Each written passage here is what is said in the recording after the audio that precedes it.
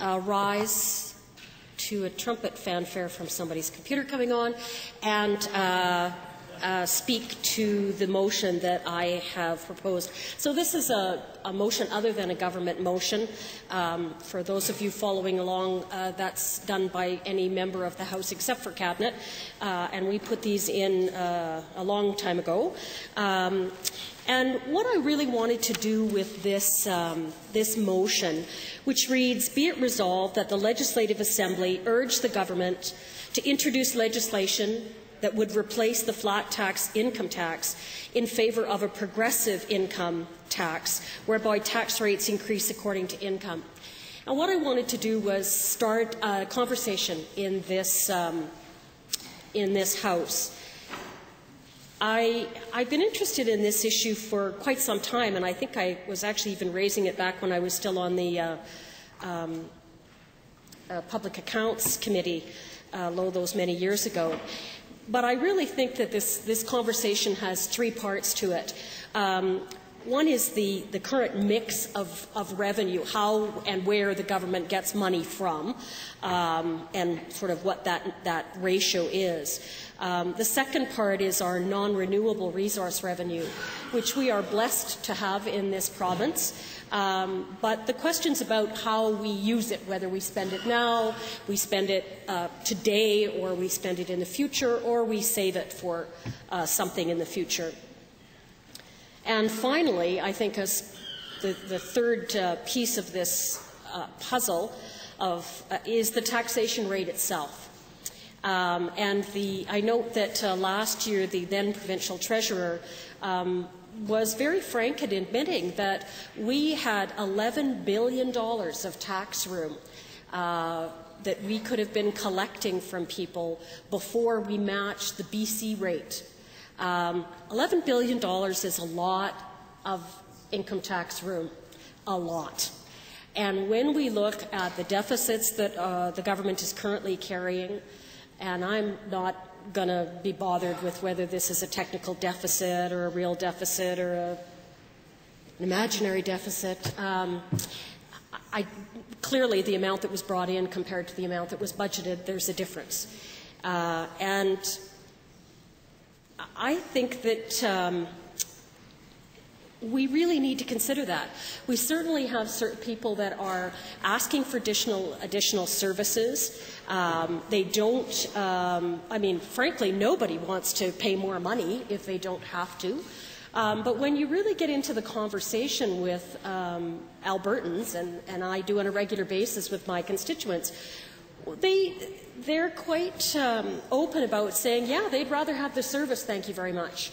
And the most recent one I had was that the city, for a $60 increase on people's property tax, could be running one of those little snowplows down every single residential street. So you would never have to shovel the front of your street again. And people were ecstatic. They wanted to know where they could pay that $60 to get the snow cleared from the front of their house. So people were clearly willing to pay additional taxes to get services that they viewed as valuable.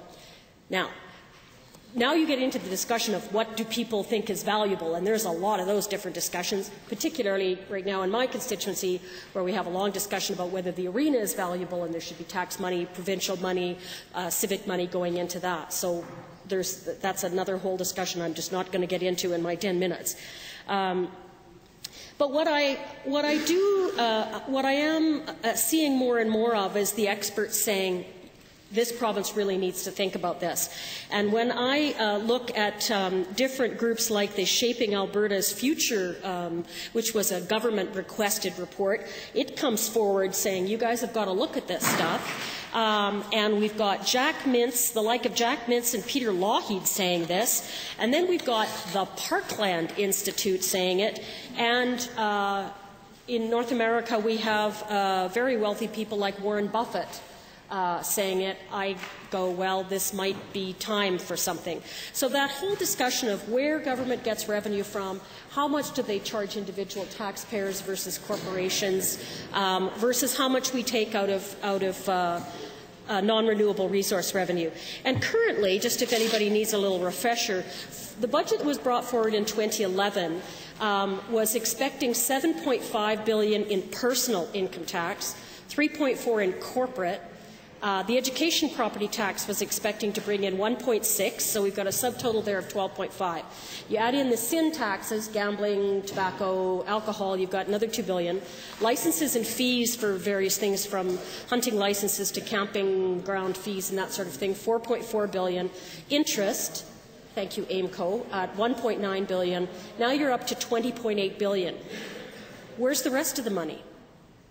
Well, the rest of the money, $8 billion of it came from royalties that came out of the ground yesterday.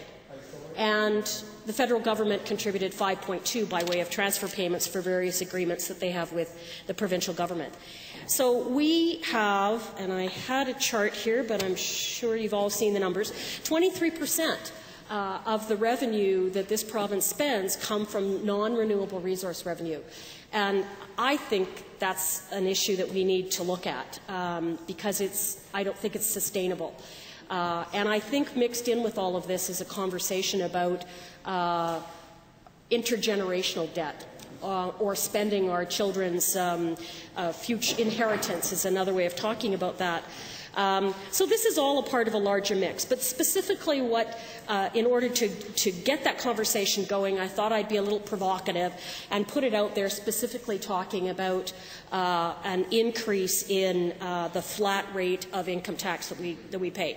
I personally would like to push this far enough that we went back to a completely progressive form of taxation.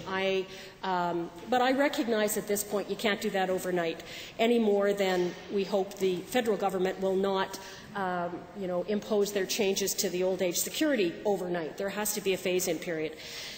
And indeed, the official opposition has brought forward as part of its, the Alberta Liberal Party, as part of its platform, has brought forward a proposal in which the tax rate for those with a taxable income of over $100,000 would pay an increased rate of 13%. Those with more than $150,000 of taxable income would go to 15%.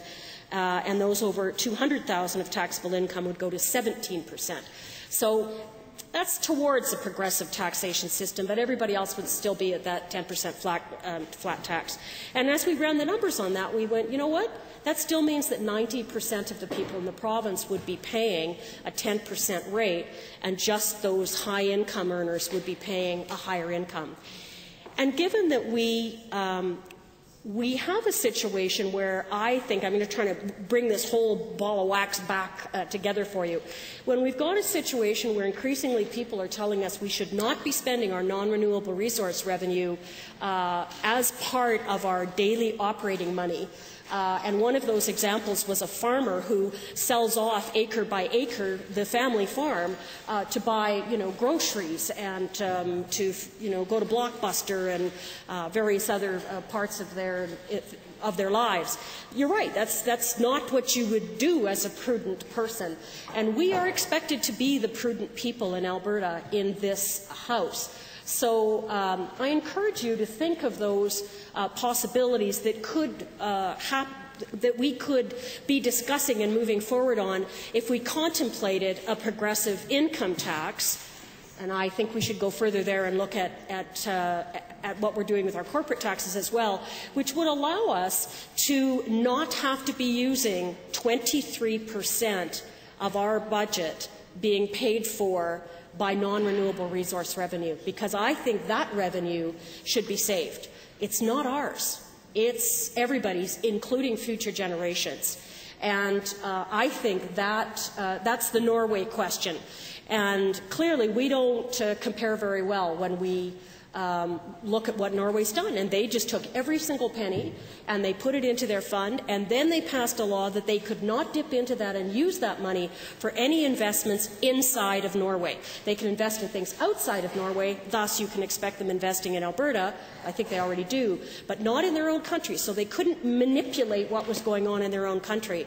And that fund, as we know, is just so far beyond ours, it's embarrassing to compare it at this point, while the Heritage Trust Savings Fund has diminished. So to give ourselves time, let's look at taxes in the whole mix of things. Thank you very much, Mr. Speaker.